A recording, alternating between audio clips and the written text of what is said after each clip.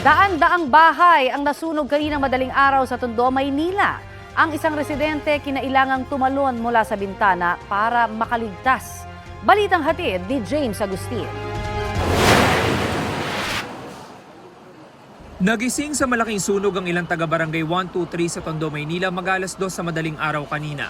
Sa laki ng apoy, itinaas ng Bureau of Fire Protection ang ikalimang alarma. Pumwesto ang mga fire truck sa May Lopez Boulevard.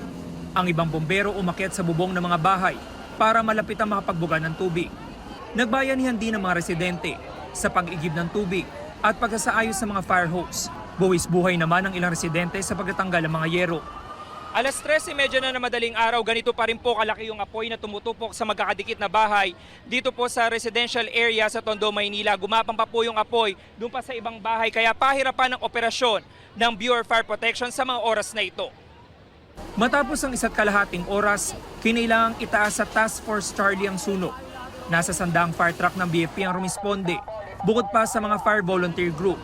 Lalo pa kasing lumaki ang apoy at kumalat pa ito. Kanya-kanya ng salba ng mga gamit ang mga residenteng nasunugan. Si Gina ilang damit lang nadala dahil biglaan daw ang pangyayari. May sinigawan kasi yung may sunog daw.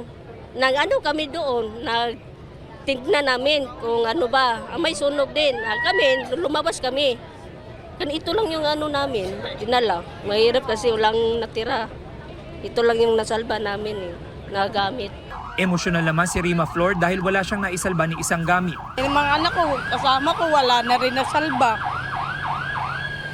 Kaya, kapit na lang sa Panginoon, wala na mangyayari. Nandyan na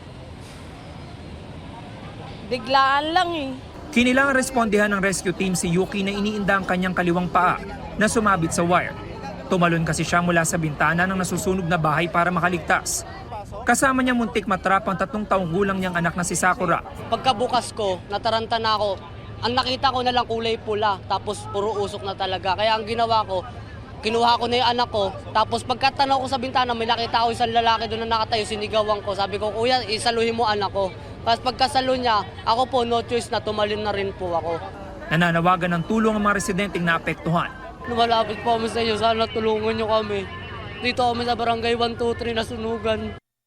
Pasado alas 7 ng umaga na ideklara ang fire under control. Ayon sa BFP, natupok ang 500 bahay. Apektado ang 1,500 pamilya. Inaalam pa raw nila ang sanhi ng apoy na nagsimula sa isang bahay na may 2 palapag. Yung binabanggit kasi kanina, may nagsasabi na kandila, yung mga iba naman may nagsasabing kuryente po yung naging cause ng sunog natin. So, pero iimbestigahan pa po natin yan. So we need to raise into Task Force Charlie to increase the number of responders coming from outside the city of Manila. Sa tansya ng BFP, umabot sa 10 milyong piso ang inisyal na halaga ng pinsala. James Agustin, nagbabalita para sa GMA Integrated News.